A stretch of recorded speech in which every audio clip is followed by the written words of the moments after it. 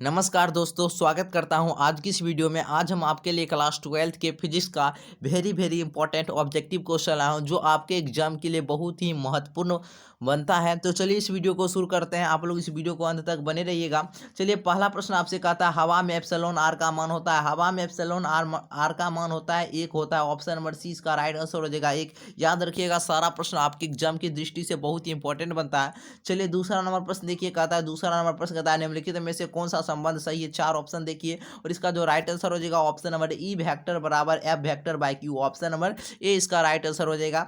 चलिए तीसरा नंबर प्रश्न देखिए। तीसरा नंबर प्रश्न कहता है एक एकांकी चालक के लिए निम्न में से कौन अनुपात अचर होता है। एक एकांकी चालक के लिए निम्न में से कौन सा अनुपात अचर रहता है। तो कुल आवेश बट्टे विभव। ऑप्शन नंबर इसका ए नंबर राइट आंसर हो जाएगा। ठीक है, चलिए चार नंबर प्रश्न देखिए, कहता है किसी आवेशित खोखले गोलाकार चालक के भीतर विद्युतीय तीव्रता का मान होता है तो शून्य होता है, यानी जीरो होता है। ठीक है, ऑप्शन नंबर सी इसका राइट आंसर हो जाएगा। याद रखिएगा, बहुत इंपॉर्टेंट सारा प्रश्न बनता है।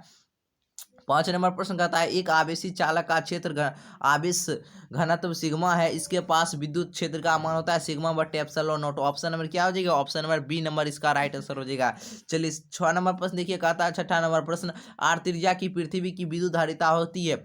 आर त्रिज्या की पृथ्वी की विद्युत धारिता होती है 4 epsilon into capital R. Option number क्या हो जाएगा, बड़का आर हो जाएगा। ऑप्शन नंबर बी इसका राइट आंसर हो जाएगा। चलिए सात नंबर प्रश्न की ओर बढ़ते हैं। सात नंबर प्रश्न आपसे देखिए क्या कहता है किसी सूक्ष्म विद्युत द्विध्रुव के मध्य बिंदु से बहुत दूर आर दूरी पर विद्युत विभव समानुपाती होता है तो 1/r² के। ऑप्शन नंबर इसका सी नंबर राइट आंसर हो जाएगा 1/r² के। और मैं आपको क्वेश्चन बैंक का भी ऑब्जेक्टिव क्वेश्चन करा रहा हूँ।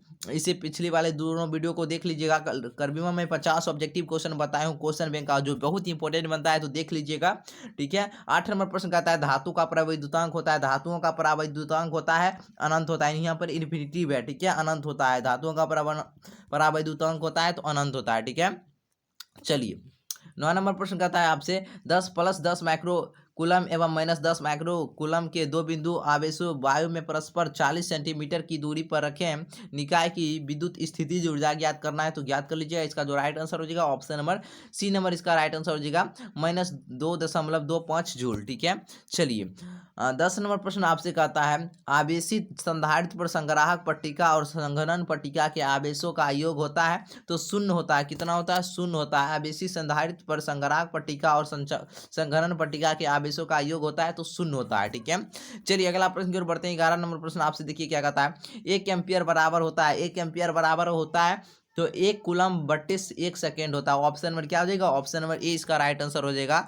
चलिए 12 नंबर प्रश्न देखिए कहता है 12 नंबर किसी चालक के संवहन वेग VD तथा आरोपित विद्युत क्षेत्र E के बीच संबंध होता है VD समानुपाती E। ऑप्शन नंबर क्या हो जाएगा, ऑप्शन नंबर बी नंबर इसका राइट आंसर हो जाएगा VD समानुपाती। 13 नंबर प्रश्न देखिए कहता है किसी बंद परिपथ के किसी लूप के विभिन्न बिंदुओं के बीच के विभवांतरों का बीजगणितीय योग शून्य से अधिक होता है। क्या होता है, शून्य से अधिक होता है। ऑप्शन नंबर इसका ए नंबर राइट आंसर हो जाएगा।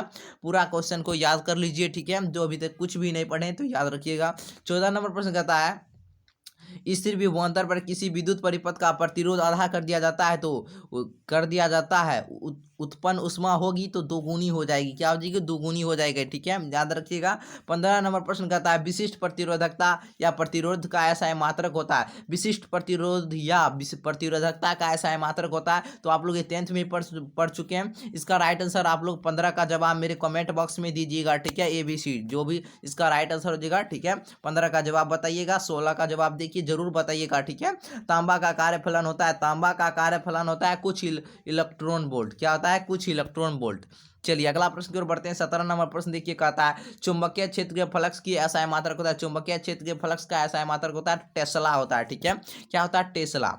चलिए अगर आपसे पूछता है चुंबकीय सिर्फ पूछता है चुंबकीय फ्लक्स का ऐसा मात्रक तो क्या हो जाएगा, वेबर। अभी चुंबकीय क्षेत्र फ्लक्स को पूछता है तो टेस्ला हो जाएगा। लॉरेंज बल की दिशा ज्ञात करने का नियम है। लॉरेंज बल की दिशा ज्ञात करने का नियम है फ्लेमिंग के बाएं हाथ का नियम। ऑप्शन नंबर इसका ए नंबर राइट आंसर हो जाएगा। ऑप्शन नंबर ए फ्लेमिंग के बाएं हाथ का नियम। चलिए अगला प्रश्न की ओर बढ़ते हैं। 19 नंबर प्रश्न देखिए कहता है चुंबकीय क्षेत्र में गतिमान कण का अपरिवर्तित रहता है। वेग केवल गतिज ऊर्जा, चाल और गतिज ऊर्जा दोनों अपरिवर्तित रहता है। ठीक है, ऑप्शन नंबर क्या क्या हो जाएगा, ऑप्शन नंबर डी नंबर इसका राइट आंसर हो जाएगा। चलिए 20 नंबर प्रश्न देखिए, कहता है गैल्वेनोमीटर में शंट का उपयोग किया जाता है। गैल्वेनोमीटर में शंट का उपयोग किया जाता है उसकी सुग्राहिता बढ़ाने के लिए, उसकी प्रतिरोध को बढ़ाने के लिए, उच्च धारा से उसकी माप के लिए। इसका ऑप्शन नंबर क्या आ जाएगा, ऑप्शन नंबर इसका सी नंबर इसका राइट आंसर हो जाएगा। उच्च धारा से उसकी सुरक्षा के लिए प्रयोग किया जाता है, गैल्वेनोमीटर में शंट का उपयोग किया जाता है। ठीक है,